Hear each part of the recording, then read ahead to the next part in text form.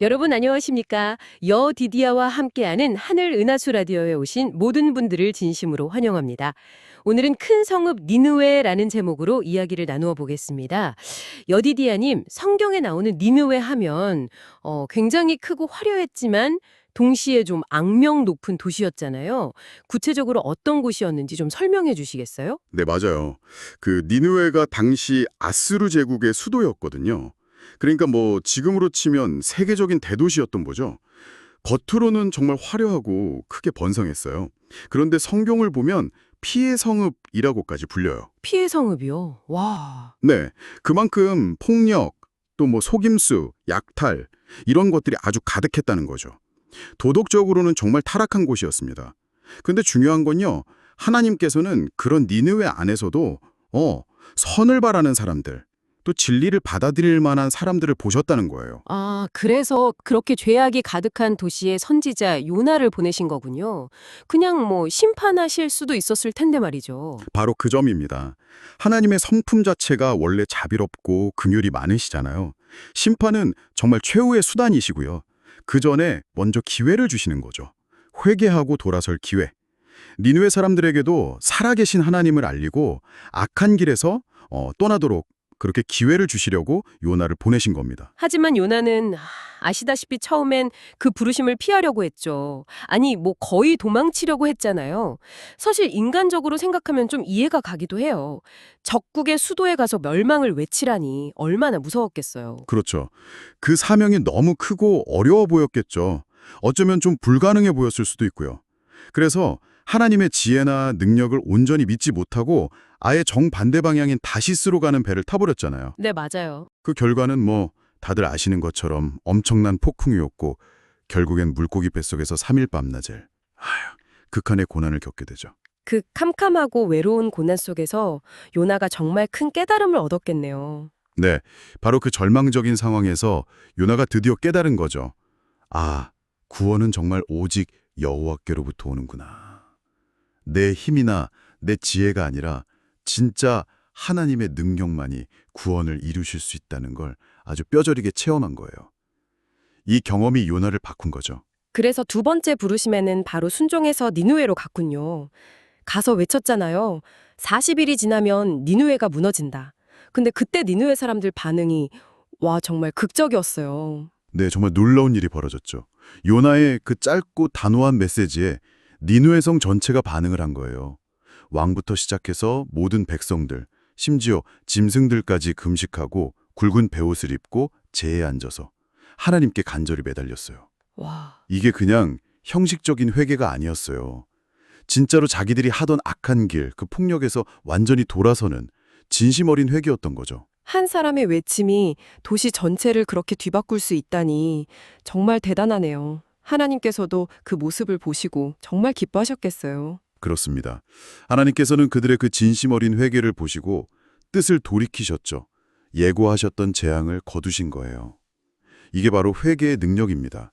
하나님은 심판 그 자체를 원하시는 게 아니라 우리가 돌이키기를 기다리신다는 걸 보여주는 거죠. 그런데 참 아이러니한 게 정작 이 모든 기적을 일으킨 요나는 니느웨가 구원받는 걸 보고 기뻐하지 않았다는 거잖아요. 오히려 화를 냈다고. 아, 네. 안타깝게도 그랬어요. 요나는 그 니누의 백성들의 구원이라는 큰 그림보다 자기 체면을 더 생각한 거죠.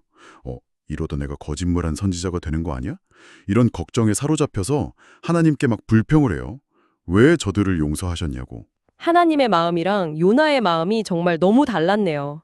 하나님은 이런 요나를 어떻게 대하셨나요? 하나님께서 참 지혜로우시죠. 박농쿨 하나를 통해서 요나에게 아주 중요한 교훈을 주십니다. 갑자기 자라나서 요나에게 시원한 그늘을 만들어줬던 박농쿨이 벌레가 먹어서 확 시들어버리니까 요나가 그걸 엄청 아까워하면서 막 화를 냈거든요. 아, 네. 그때 하나님께서 딱 말씀하시죠.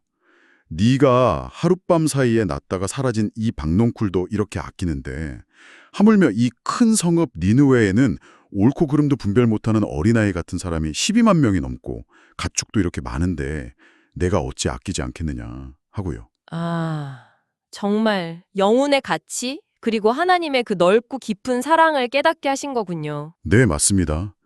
비교할 수 없는 하나님의 그 무한한 긍휼을 가르쳐 주신 거죠. 이 니느웨 이야기가 오늘날 우리에게도 참 시사하는 바가 큰 것 같아요.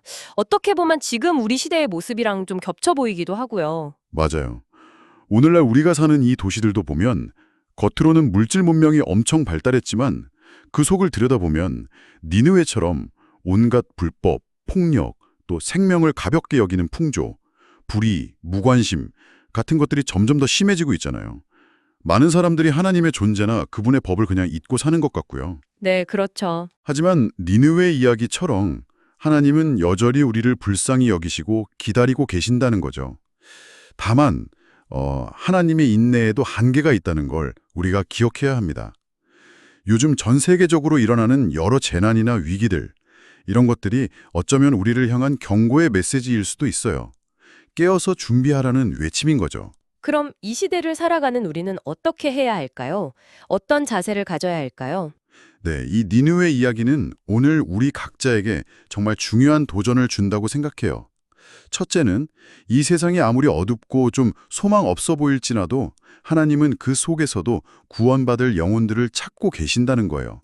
단 한 사람이라도 더 구원받기를 정말 간절히 원하신다는 거죠. 그리고 둘째는 누구든지 또 언제든지 진심으로 자기 죄를 인정하고 악한 길에서 돌이켜서 하나님께 나아가기만 한다면 하나님은 정말 기꺼이 용서하시고 품어주신다는 약속입니다. 정말 큰 위로와 소망이 되네요. 그렇죠. 그러니까 지금이야말로 우리의 죄를 솔직하게 고백하고 하나님의 자비와 긍휼을 구할 때인 것 같아요.